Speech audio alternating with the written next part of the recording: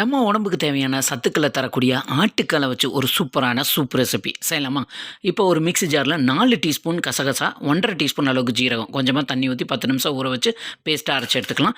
இப்போ ஆட்டுக்கால் வந்து நல்லா கிளீன் பண்ணி எடுத்துருக்கேன். அத குக்கர்ல சேர்த்துட்டு, இது மூழ்குற அளவுக்கு நல்லா தண்ணி ஊத்தி, தேவையான அளவு உப்பு போட்டு ஒரு 8லிருந்து 10 விசில் விட்டு எடுத்துக்கலாம். ப்ரெஷர் போனதுக்கப்புறம் ஆட்டுக்கால் சாஃப்ட்டா வெந்துருச்சான்னு செக் பண்ணிட்டு, இது கூட ஒரு தக்காளி, கொஞ்சமா மல்லி இல, நம்ம அரைச்சு வச்சிருக்க ஜீரகம், கசகசா பேஸ்ட் ஆட் பண்ணிட்டு, இது கூட 1/4 டீஸ்பூன் மஞ்சள் தூள், 4 டீஸ்பூன் அளவுக்கு மல்லித்தூள், இது கூட 2 இன்ச் அளவுள்ள பட்டையில 5 பட்டை, 4 ஏலக்காய், 4 கிராம் பவுடர் பண்ணி அதையும் சேர்த்துக்கலாம்.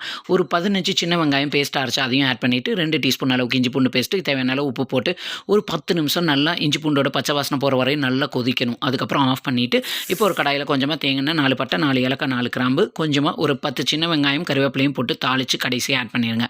சூப்பரான ஆட்டுக்கால் சூப்பு ரெடி ஆயிடுச்சு. எளிதில் ஜீரணமாகக்கூடிய, உடம்புக்கு நிறைய ஆரோக்கியத்தை தரக்கூடிய இந்த ஆட்டுக்கால் சூப்பை கண்டிப்பாக ட்ரை பண்ணி பாருங்கள். வீடியோ பிடிச்சிருந்தா சப்ஸ்கிரைப் பண்ணுங்க.